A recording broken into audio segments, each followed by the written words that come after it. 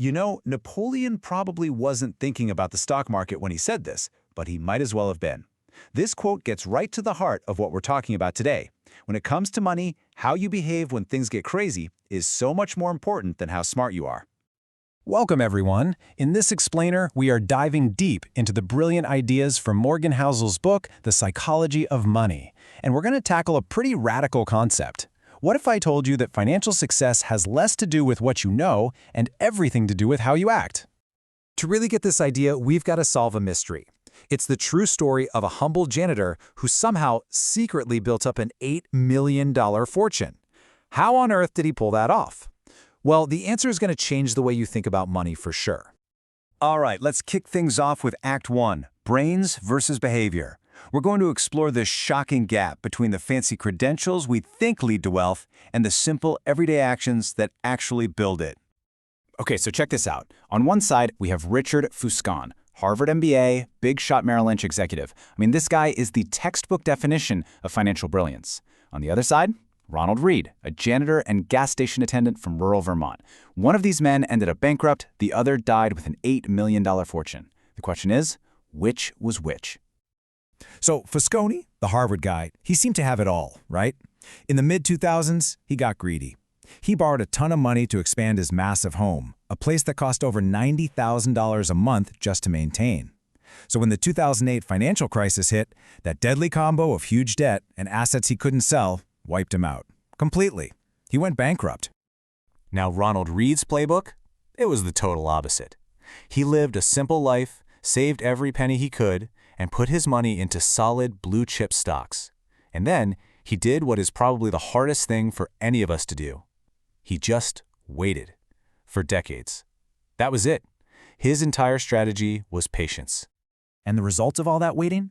Well, when Ronald Read passed away in 2014, this humble janitor had a net worth of over $8 million, and he left most of it to his local hospital and the library. Just an incredible story. So how is this even possible? It's because financial success, it turns out, isn't a hard science like physics or chemistry. It's a soft skill. It's all about psychology. When you boil it all down, Ronald Read was patient and Richard Fuscon was greedy, and that single behavioral difference was way more powerful than any gap in their education or their experience.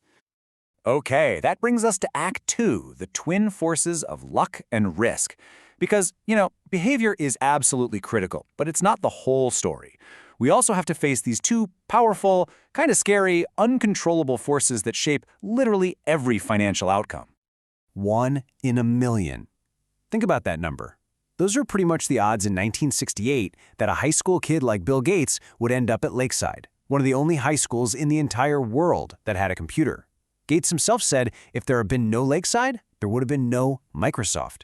Talk about a 1 in a million stroke of pure luck. But here's where it gets crazy. 1 in a million. It's the same number, but this time it tells a completely different, tragic story.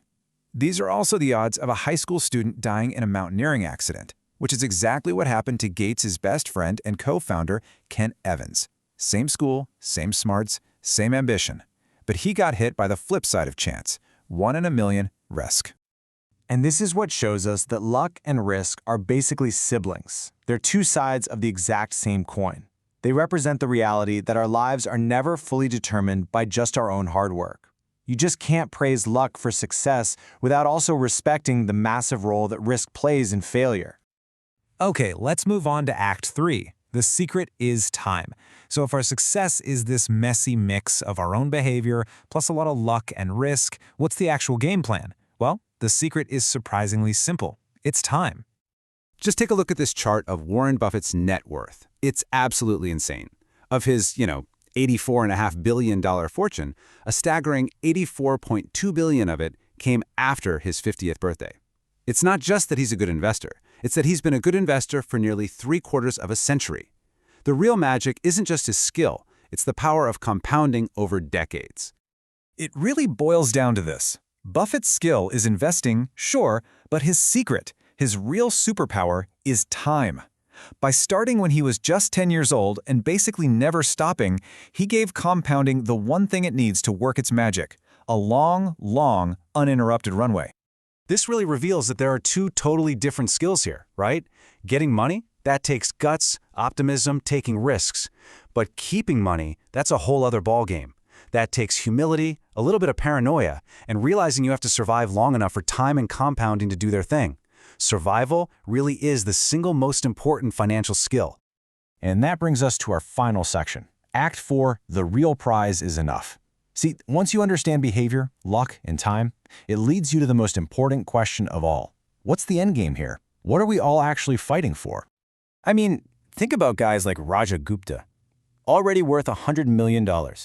Or Bernie Madoff, whose legitimate business was making him tens of millions a year. They had everything, more than enough. And yet, they threw it all away, their freedom, their reputations, all for more. And why? It's simple. They had no sense of enough. There's this fantastic story about the author Joseph Heller. He's at a party with Kurt Vonnegut, and Vonnegut points out that their billionaire host made more money in a single day than Heller's famous novel Catch-22 had made in its entire history. And Heller's response is just perfect. He says, yes, but I have something he will never have, enough. So you see, the absolute hardest skill in finance isn't picking the right stock. It's getting the goalpost to stop moving. It's about avoiding that poison of constantly comparing yourself to others. Enough isn't about being cheap. It's recognizing the point where chasing more isn't worth risking the things that truly matter, like your reputation, your freedom, your family, and your happiness. So when you really think about it, if the goal isn't just more, then what is all this wealth really for? What's the highest dividend that money can possibly pay? And the answer is just so beautifully simple. Control over your time. That's it. The ability to wake up every morning and say, I can do whatever I want today. That is the ultimate form of wealth. The ability to do what you want, when you want, with who you want, for as long as you want. That is the real prize.